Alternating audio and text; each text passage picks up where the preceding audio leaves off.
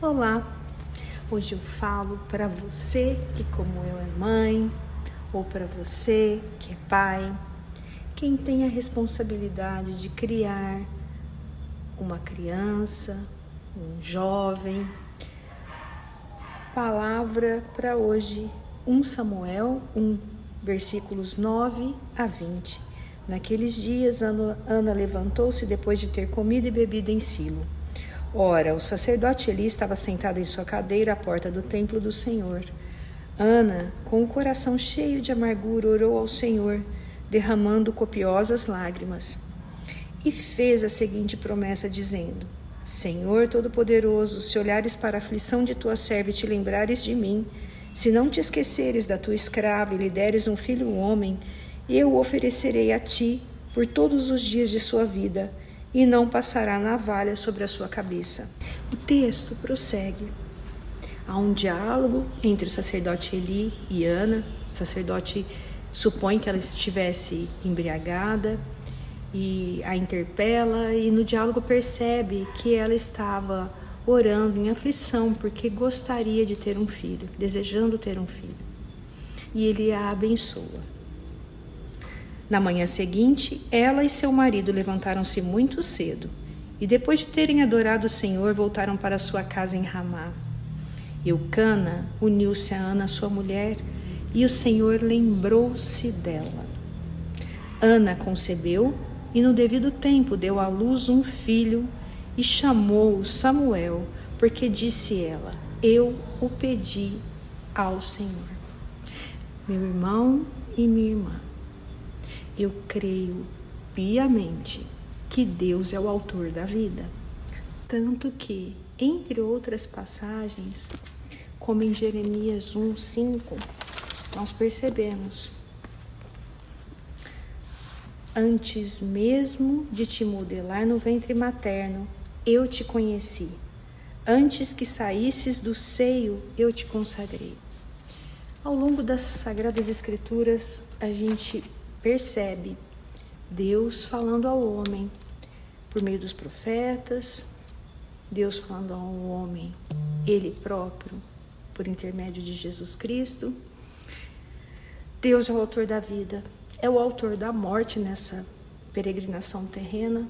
A gente vem dele e o nosso destino é a vida eterna. É a grandeza de ser filhos amados de Deus e estar face a face com Ele. Então, como Ana, para quem seria um opróbrio, uma vergonha não ser mãe, numa sociedade em que a cultura era que a mulher que não tinha filhos era amaldiçoada, não era bem vista.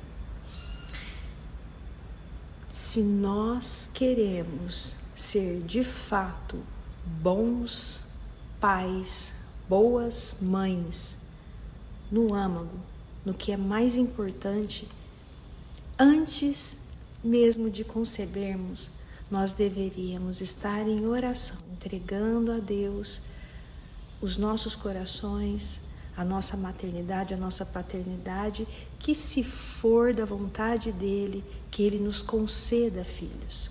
E se ele nos conceder, que nós os criemos para ele, consagrando-os a ele,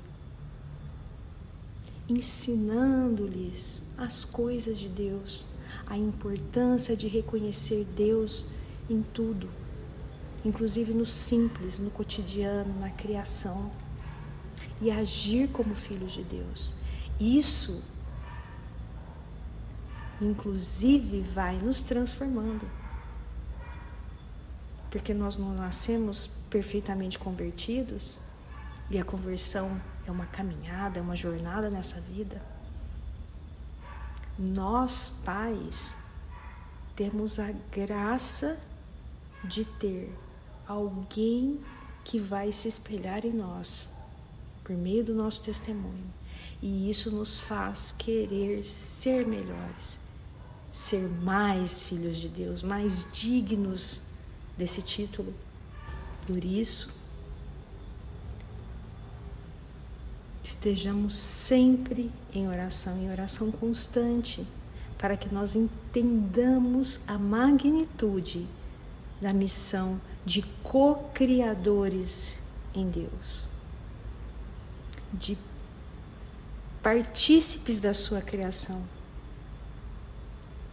de entender a magnitude que é ser pai, ser mãe, aqueles que vão se responsabilizar por evangelizar, por catequizar um filho, uma filha,